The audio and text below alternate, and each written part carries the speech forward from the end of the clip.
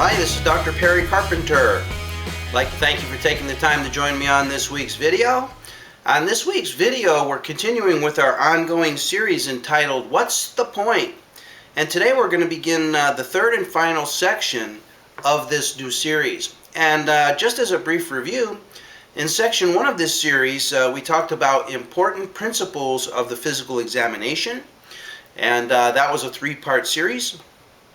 In section 2 of this series, we talked about the new QME conservatism, and we talked about the new conservatism as relates to 3 things. Number 1, AOE, COE. Number 2, accurate permanent impairment ratings. And then number 3, a new conservative approach as regards apportionment of the permanent impairment. And I must say that section, the new QME conservatism, raised quite a bit of feedback from doctors out in the field. So I want to thank all the doctors who have commented on those discussions and on that material. I'm going to be incorporating some of your ideas and suggestions into upcoming topics. So I just want you to know that any and all feedback that you have regarding these discussions is more than welcome. Now, in section 3, I want to talk to you about a fascinating series of topics that's going to have immediate application to you in your very next evaluation. And it seems that the great buzz,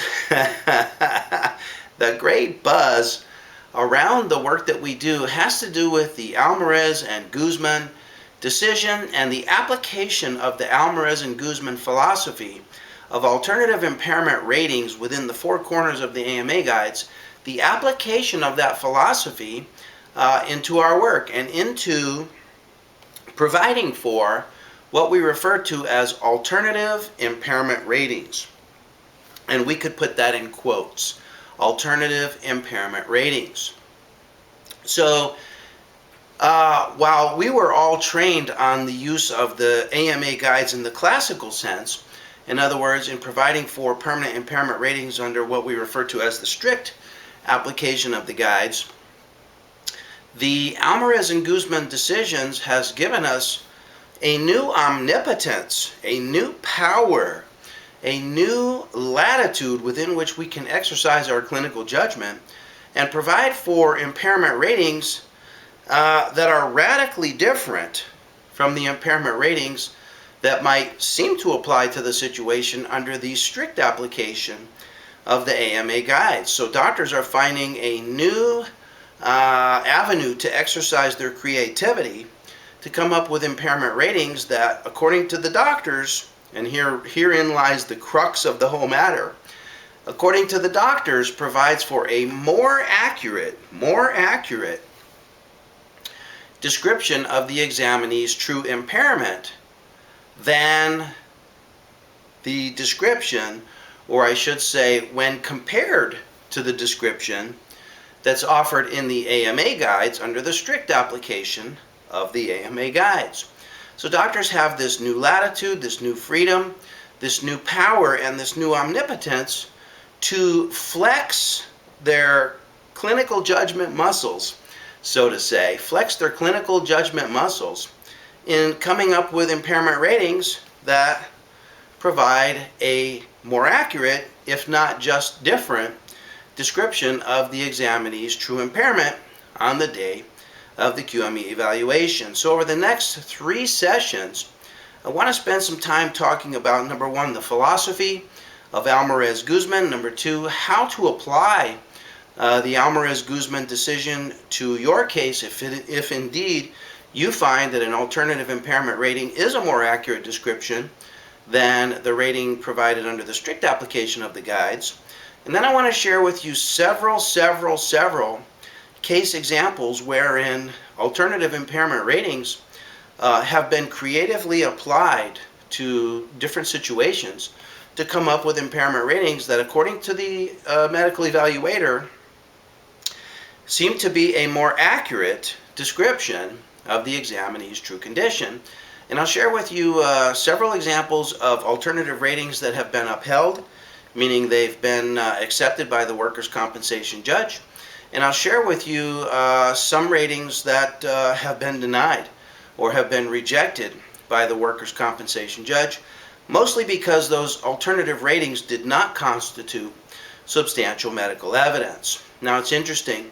We've talked on many occasions about substantial medical evidence and how all of your opinions and conclusions, especially your opinions and conclusions with regards to AOE, COE, with regards to permanent impairment, and with regards to apportionment, all of those opinions and conclusions need to qualify as substantial medical evidence. Well, with regards to the Almarez and Guzman alternative impairment ratings, your alternative rating has to stand up to an even higher measure of reporting strength. So not only does your opinion on the permanent impairment have to qualify as substantial medical evidence under the classic definition of substantial medical evidence, and I'll define that a little bit more as we go, but there's also 4 additional criteria specifically elaborated in the Almarez and Guzman decisions that your alternative rating must satisfy in order for the alternative rating to qualify as a substantial alternative rating under Almarez and Guzman too. I'm not sure I properly said that or clearly said that, but let me just summarize by saying that your alternative rating under Almarez and Guzman has to qualify as substantial medical evidence first and foremost, and then number 2 must also satisfy 4 additional criteria of justification in order for that alternative rating to be considered, to even be considered by the workers' compensation judge. And if that rating does not meet those criteria, the alternative rating will be properly rejected, and the default rating under the strict application of the AMA guides would then prevail. So we'll talk about these criteria here as we go, and I'll show you exactly how to fashion your alternative rating so that it indeed does become upheld and does indeed qualify as substantial medical evidence. Okay? So I have 3 orders of affairs for us today. Number 1, I want to talk to you about the new power, the new omnipotence that we have as qualified medical evaluators, and I'll share with you the support and the sources of that new power.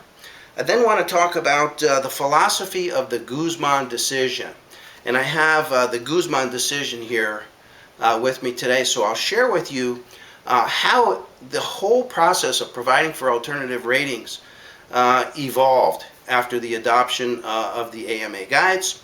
And then I'll begin our case review by sharing with you the Green case, which provides an alternative rating under Almarez and Guzman 2. It provides a very generous and a very creative alternative rating under Almarez and Guzman 2. And then I'll share with you what the judge in that case said about the alternative rating and what he found compelling about the rating. And once you understand the judge's reasoning, it'll make your determination of alternative ratings in the future much easier to fashion and much easier for those alternative ratings to be accepted by the parties once you understand the judge's reasoning and what judges are looking for in these alternative ratings.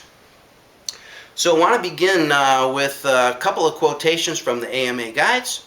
So I'll take a quick break for you here to allow you a moment to go ahead and get your AMA guides. We're going to be reading from Chapter 1, specifically pages 11 and page 18.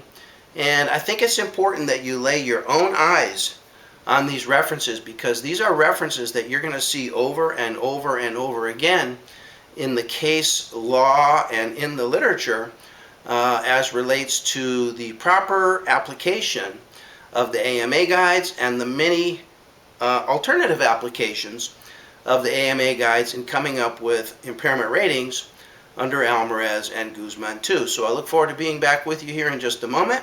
I'm going to ask you to go ahead and get your AMA guides, and then we'll get started on today's presentation, which is Section 1 of the Almarez and Guzman rating system.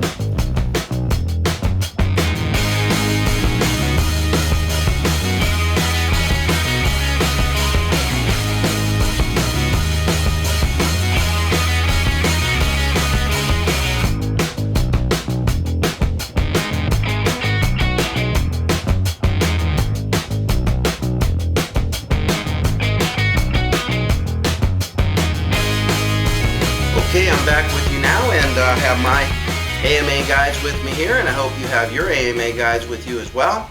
We're going to be reading from Chapter 1, and I'm going to share with you some popular and powerful paraphrases from Chapter 1 that have been cited time and time again in the case law, and that judges rely upon over and over again in arriving at their opinions and conclusions with regards to alternative impairment ratings under Almarez and Guzman 2. So let's begin today's discussion by talking about the new QME omnipotence, the new power, the new authority, the new discretion, the new latitude, the new freedom that we have to exercise what the AMA guides refer to as our clinical judgment, our experience, and our expertise in our chosen specialty. The AMA guides begin by giving us doctors tremendous latitude to exercise our clinical judgment. The AMA guides are then fortified by the Almarez and Guzman 2 decisions, which allow us to then use the entirety of the four corners of the AMA guides, and the combinations of these two authorities, number one being the AMA guides, and number two being the Almarez and Guzman 2 decisions. The combinations of these two authorities have literally created a whole new world for qualified medical evaluators. A whole new world where we're limited only by our imagination in coming up with impairment ratings for our examinee. Now, there's several criteria that we have to satisfy in order for those alternative ratings to stick, and we'll talk about those in just a minute. But for now, let's begin by defining omnipotence and talk about this new power and the sources of this new power. So from Webster's dictionary, this will be fun, defines omnipotence as all power. It's the ability to be almighty in every sense and aspect. The user can achieve and do absolutely anything without any limit or condition, including the conceptually impossible and logically impossible, such as bigger than infinity. That's conceptually impossible, conceiving of bigger than infinity. Or the logically impossible, such as making a squared circle, making a squared circle.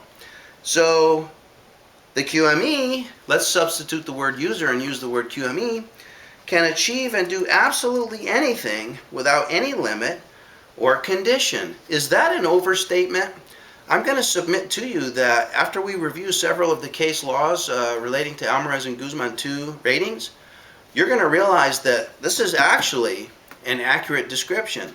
Qualified medical evaluators are basically doing anything they want, are describing permanent impairments in ways never before done, and in ways that appear to be without any limit and apparently without condition, assuming that certain basic criteria are met.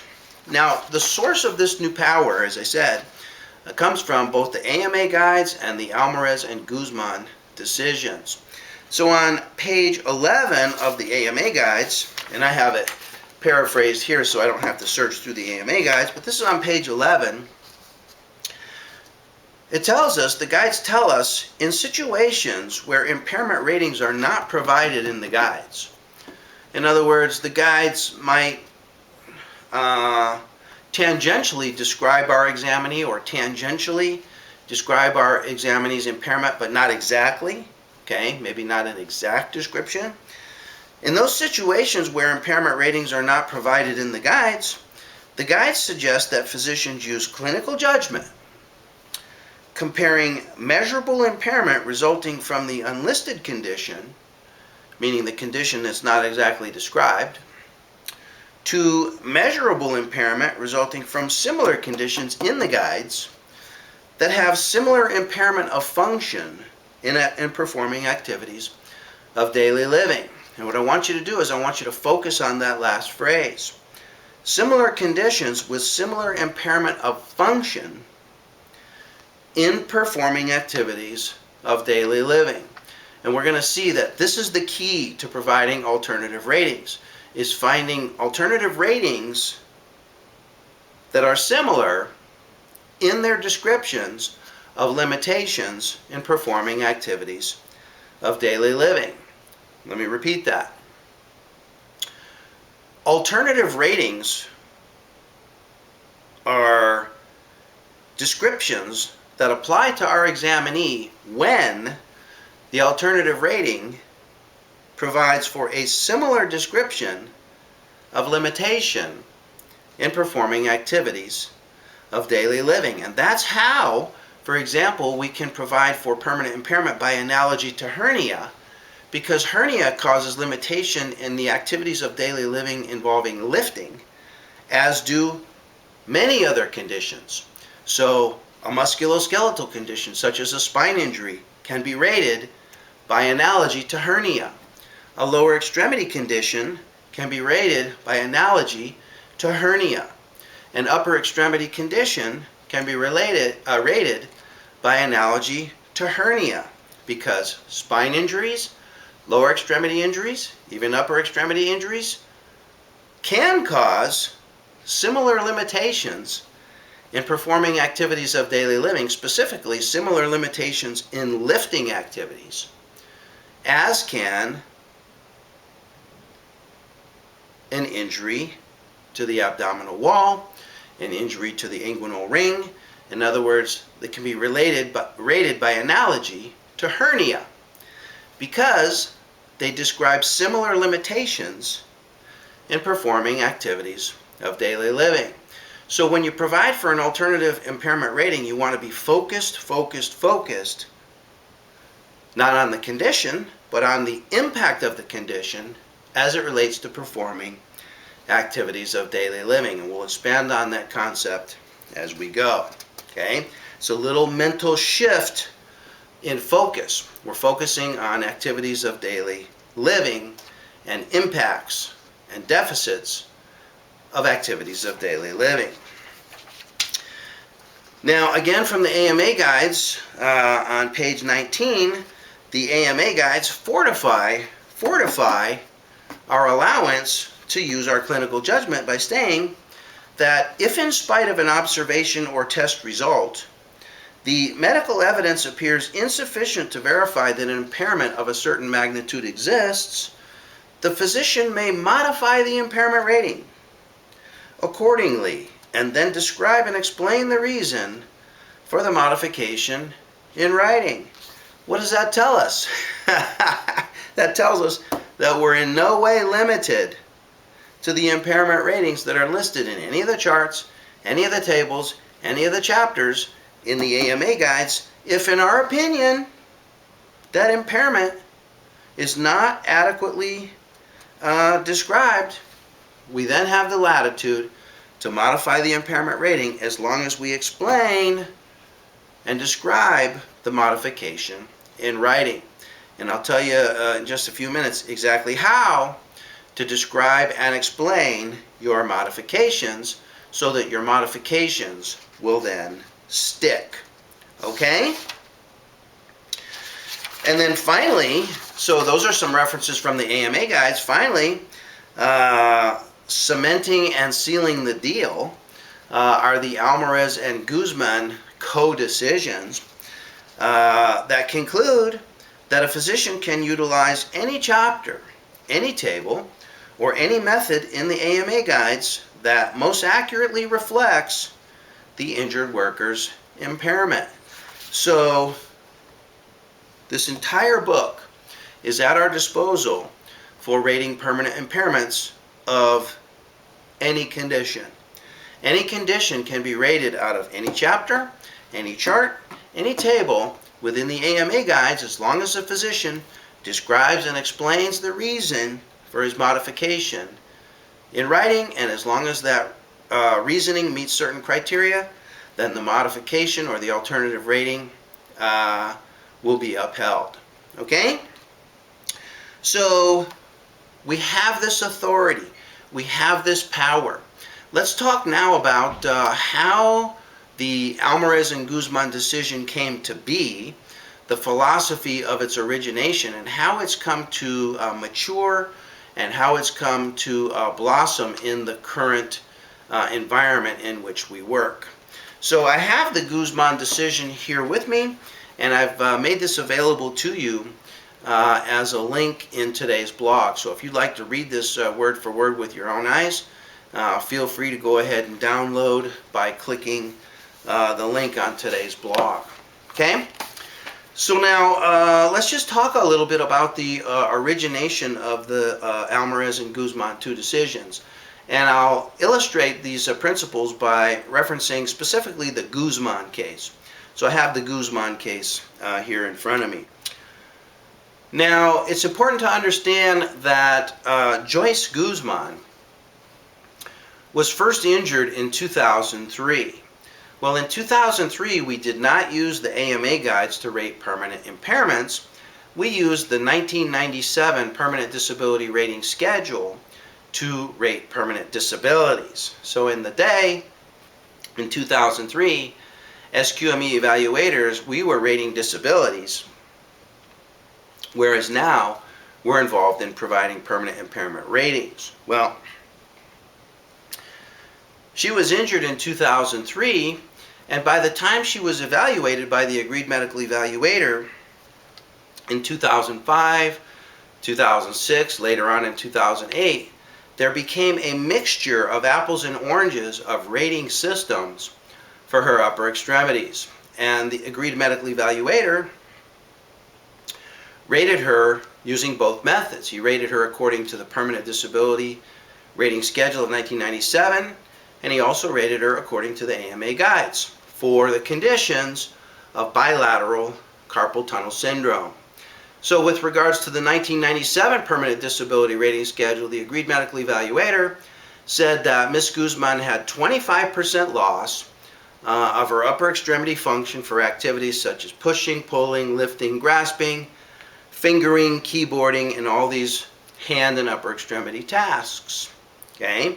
25% loss of function bilaterally.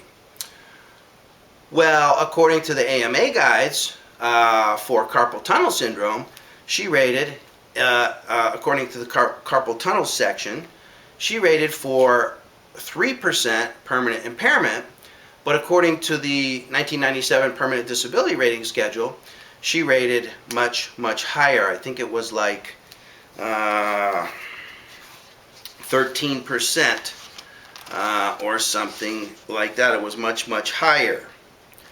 Okay?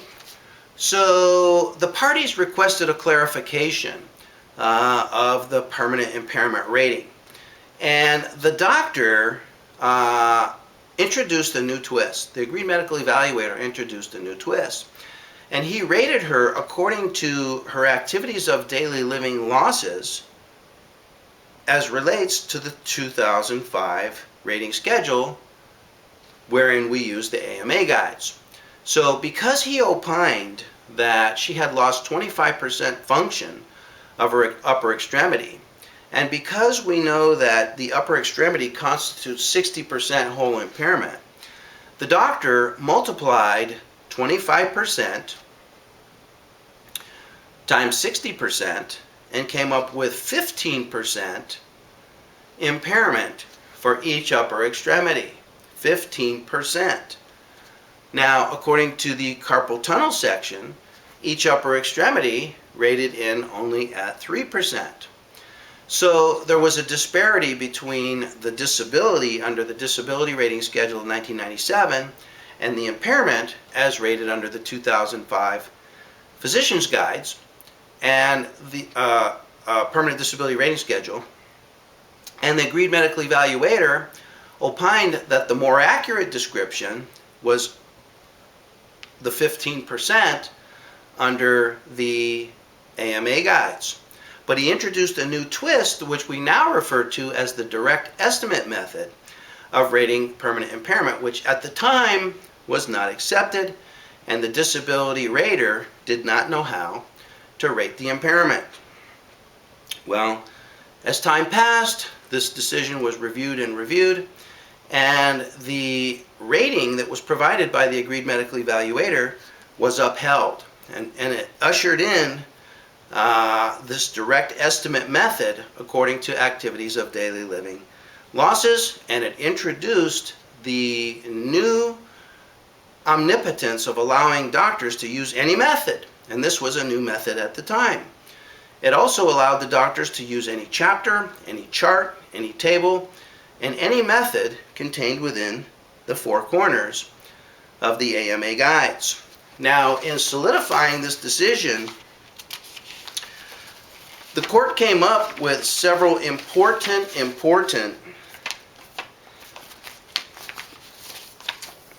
provisions. And I want to share these with you before we get into today's case example.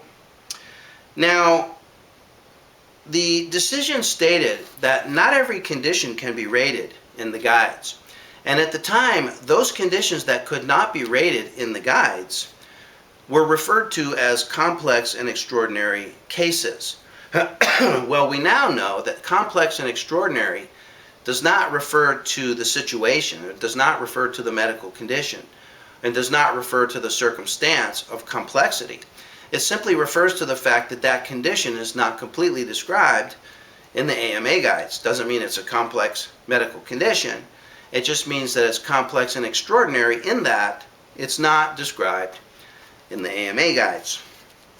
Well, the court said that the guides also cannot rate syndromes that are poorly understood and are manifested only by subjective symptoms.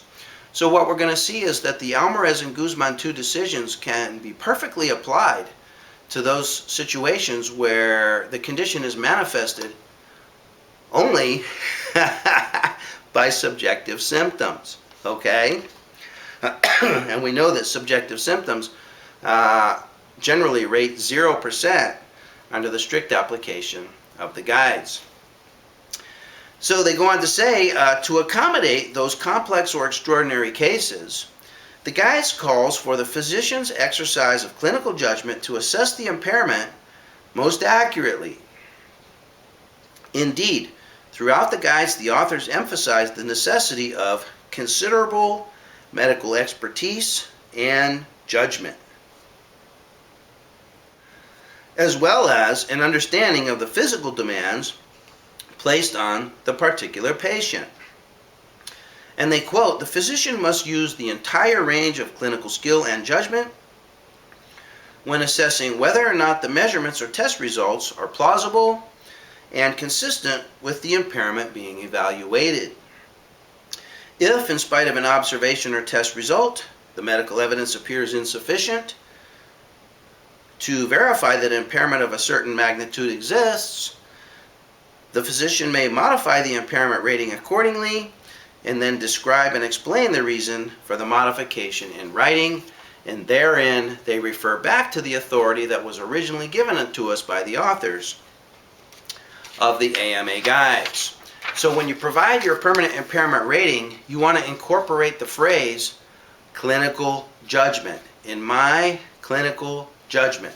Okay? Now, they go on to say that this adoption of the Almarez-Guzman 2 decision is not to be employed simply to try to obtain a better result, meaning a higher impairment rating. And they tell us that to manipulate the guides through an ad hoc approach based on subjective consideration without any need to evaluate the doctor's opinion against objective evidence will not be tolerated. In other words, we're not to use this authority to simply shop and fish through the AMA guides to find descriptions that provide for simply a better result. On the other hand, or alternatively, our obligation is to use the AMA guides to provide a permanent impairment rating that's the most accurate, not the best result, the most accurate description of the examinee's impairment rating. And they give a couple of examples of how this contradicts with the general philosophy of the AMA guides. It says, even though the guides specifically disfavor impairment ratings based on grip loss or gait derangement due to the inherently subjective nature of the testing, the decision below, meaning the Almarez and Guzman 2 decisions, would permit a finding of impairment based on these disapproved methods, so long as the physician subjectively believes that they really provide a more accurate representation of the impairment. And it will become critical that the physician explain how this is a more accurate description than the description that's provided under the strict application of the guides. Okay? So let me give you one more citation from this decision about the criteria that your alternative rating must satisfy in order to qualify as substantial medical evidence. Okay? This decision does not allow a physician to conduct a fishing expedition through the guides simply to achieve a desired result. No. It says the physician's guide, the physician's medical opinion, must constitute substantial evidence of whole person impairment and therefore must set forth the facts and reasoning that justify it. And in order to constitute substantial medical evidence, and this is from the Escobedo decision, a medical opinion must be predicated on reasonable medical probability. A medical opinion is not substantial evidence if it is based on facts no longer germane, on inadequate medical histories and examinations, on incorrect legal theories, or on surmise, speculation, conjecture, or guess.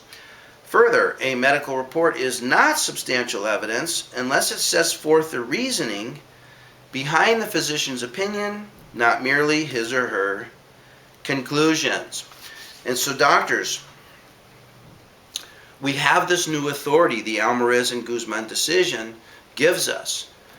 However, it's important that you not convey in your opinion that you're simply trying to achieve a better result or a higher permanent impairment rating.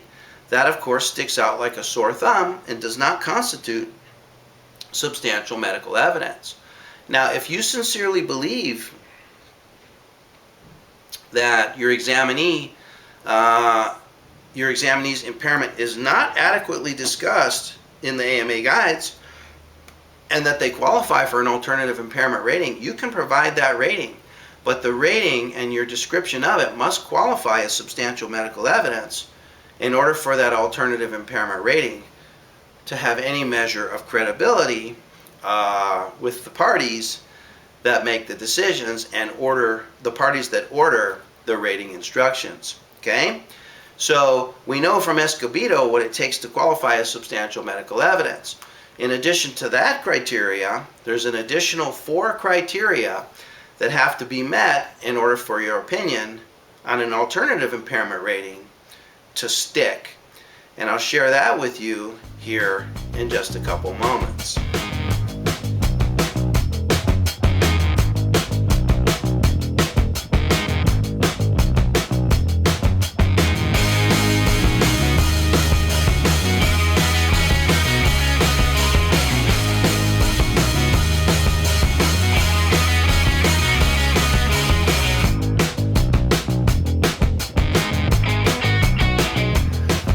Back with you now, and I want to share with you a fascinating case that's going to serve to illustrate many of the principles that we've discussed here today.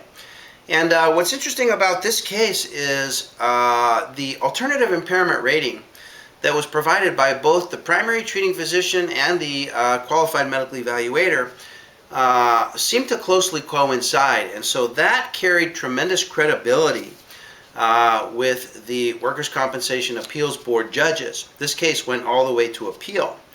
Not all of the judges were convinced that the medical opinions qualified as substantial medical evidence, But it seems that the combination of the two opinions that so closely coincided seemed to carry the day, even though the doctors may have omitted some of the explanation and reasoning as to why they felt an alternative impairment rating was the more accurate description of the examinee's true condition.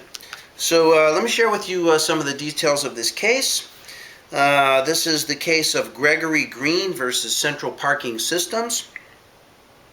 This involves 2008 date of injury. Applicant sustained a significant injury in 2008 when a truck slipped out of its parking gear, rolled backwards down a parking ramp, and briefly pinned applicant, crushing him against the cement wall. Applicant was taken to the emergency room. He was hospitalized approximately 2.5 months, including inpatient rehabilitation. He had surgeries to the hip, pelvis, and left ankle. The defendant accepted liability for the claim, but disputed the amount of permanent disability. So it's important to note that this was a significant, specific injury. This is not a disputed injury. This is something that actually happened, caused bona fide injury to Mr. Green, for which he required 2.5 months of hospitalization. So the first point is, this is a case where alternative impairment ratings may apply. Okay? This is different from cases that are not so clear-cut. A disputed case that involves questions of compensation liability may not qualify for an alternative impairment rating. Minimal mechanism of injury cases, minimal injury cases may not qualify for an alternative impairment rating. But this case, it's important to note, involves significant and substantial injuries. He ended up having surgeries to the hip, pelvis, and left ankle. Okay, this might be the type of applicant that you want to rally behind and make sure that you come up with an impairment rating that's a true and accurate description of his condition. And that seems to be the motive behind the primary treating physician and the qualified medical evaluator in this case. So he ended up receiving 75% permanent disability after apportionment as a result of injuries to the ankles, the right foot, the pelvis, the psyche, the bladder, and also in the form of erectile dysfunction and erectile dysfunction. So there was musculoskeletal injuries, psych injuries, and then internal injuries. And the alternative impairment rating in this case relates to the musculoskeletal injuries. So they were mostly lower extremity injuries. Well, both the primary treating physician and the qualified medical evaluator opined similarly on the impairment. They provided for impairment due to, number one, loss of range of motion of the ankles. Number two, loss of strength of the ankles by manual muscle testing. And then number three, by way of gait derangement. Now it's interesting with regards to gait derangement, both of the doctors analogized to gait derangements in chapters 13 and chapters 15. Neither one of them related primarily to the descriptions of gait derangement in chapter 17, the lower extremity chapter. Isn't that interesting? So they began their alternative impairment rating by alternatively describing the gait derangement from another chapter in the guides. They specifically referred to the descriptions in chapter 13 and chapter 15. Isn't that interesting? So there's the first deviation from a strict application of the guides. Well, in chapter 17, the lower extremity chapter of the AMA guides, the table 17.2, the cross usage chart tells us that permanent impairment rating due to gait derangement stands alone and cannot be combined with any of the other lower extremity permanent impairments. But both the primary treating physician and the qualified medical evaluator combined the impairments. They combined impairments due to loss of strength, loss of range of motion, and gait derangement, and combined them to come up with a final lower extremity permanent impairment rating. Well, under the strict application of the guides, Table 17.2 tells us that we can't combine these particular impairments. So these doctors deviated from the strict application of the guides. This is the second deviation. The first was in using an alternative description for the gait derangement. Okay? Well, because both of the doctors opined similarly, that carried substantial weight with the presiding judges. And the presiding judges considered that to contribute to the substantiability of the medical opinions. Now, one of the judges was not convinced, but ultimately this permanent impairment rating, which for the lower extremity came up to like 51% for the lower extremities. 51% using gait derangement, loss of range of motion of both ankles, and loss of strength of both ankles, combined to come up with 50% whole person impairment, a substantial impairment that otherwise would come in probably at less than half of that, had it not been for this alternative use of the guides. Okay, so here the musculoskeletal impairment was essentially basically doubled. Okay, and it was upheld, but one of the judges was not convinced, and he gave us some principles here that are illustrative for us moving forward. So it was Judge Zalewski who said, and I want to read this to you almost exactly. It's brief, so here's what he said. He said, I dissent. He said, I disagree. I dissent. He said, I would rescind the amended findings and award and orders and remand the matter for further development of the record on the issue of permanent disability. In other words, he wasn't convinced that we should be allowed to combine the permanent impairments for gait disturbance, loss of range of motion, and loss of strength, when the guides clearly tell us in Table 17.2 that under the strict application of the guides that we can't do this. Okay? He says we can't do this, and that the doctors gave us no adequate reasoning as to why we should, as to why this new combination is the more accurate reflection of the examinee's true impairment. He said, the orthopedic QME and the orthopedic primary treating physician provided impairment ratings that combined applicant's gait derangement with other lower extremity impairments.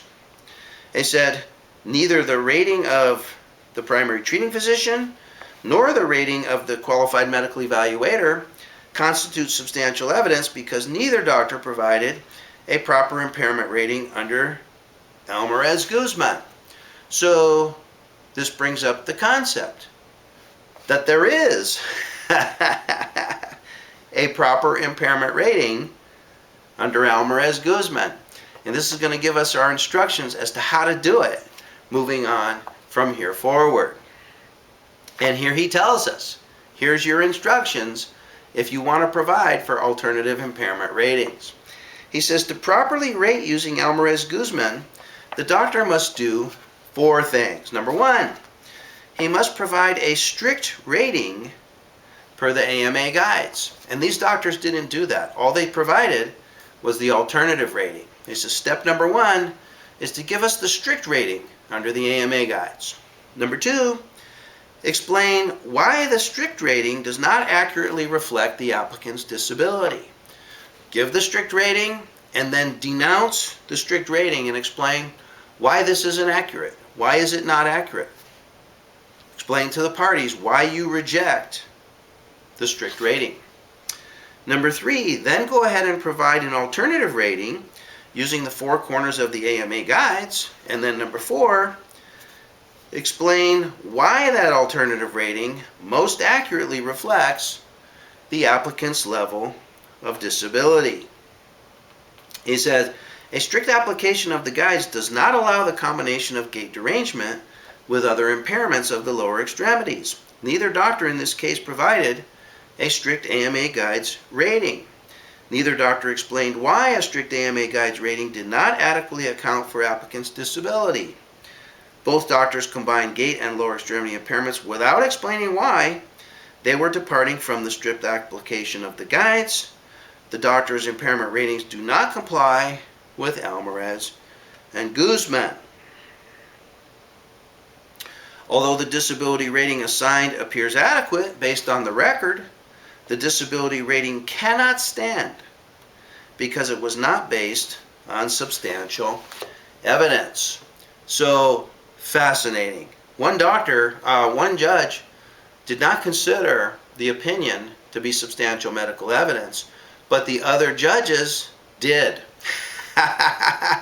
The other judges did, largely based on the fact that the primary treating physician and the evaluating physician both opined similarly, almost identically actually, and they both considered this to be the more accurate rating, even though no doctor explained why they considered it to be the more accurate rating. In other words, it's simply not sufficient to say, in my opinion, this rating is a more accurate description of Mrs. Jones' impairment than the strict rating. You have to then explain why, step number 4, why that alternative rating most accurately reflects applicant's level of disability. So doctors, I hope this helps you. For those of you who are considering providing for alternative impairment ratings under Almarez and Guzman, here's your instructions if you want your opinions to stick. These are the instructions given to us specifically in the Almarez and Guzman decisions. Number 1, provide a strict rating per the AMA guides. Use the appropriate chapter, the appropriate table, the appropriate chart, the appropriate method under the strict application of the AMA guides. Number 2, explain why the strict rating does not accurately reflect the applicant's disability. Now this is where you might run into some challenge. You have to explain why not. Why not? And it better be good. It better be good because the AMA guides are considered prima facie evidence of reasonableness. Well, here you're trying to rebut the AMA guides under Almarez and Guzman, and the explanation better be good. Number 3, provide an alternative rating inside the 4 corners of the AMA guides. And then most importantly, number 4, explain why that alternative rating most accurately reflects applicant's level of disability. And I want you to know as we conclude today's discussion that some of the alternative impairment ratings that I've come across, of which I'm going to share with you over the next 2 sessions, some of them, in my opinion, do provide a more accurate description of the applicant's disability than the strict rating under the AMA guides. And I'll share those with you, and I'll explain to you why I believe those to be more accurate. In some cases, it's my opinion that the alternative rating is simply being used to try and obtain a better result, meaning trying to obtain a higher impairment rating, and is not a more accurate description. In fact, it's a description that's not credible, it's not persuasive, it's not substantial. And so I'm urging you to use alternative impairment ratings judiciously, and only when, in your opinion, you have strong how and why reasoning as to why the strict rating is not accurate and why your alternative impairment rating is more accurate. Okay? So this is basically the recipe for success for the use of Almarez and Guzman alternative ratings moving from here forward. So doctors, I hope this helps you. In our next session, we're going to review several cases that illustrate some creative and interesting combinations of impairments that I have to admit I certainly would never have thought of myself, but some doctors have thought of these, have used these alternative impairment ratings, and have succeeded in having these impairment ratings upheld. So doctors, I hope this helps you. It's been my pleasure to be with you here today, and I look forward to being with you in our next session, where we continue in section 3 of our new series entitled What's the Point? And in this section, we're specifically focusing on Almarez and Guzman 2 ratings. So for now, This is Dr. Perry Carpenter. I'm wishing you best of success in your career as a qualified medical evaluator.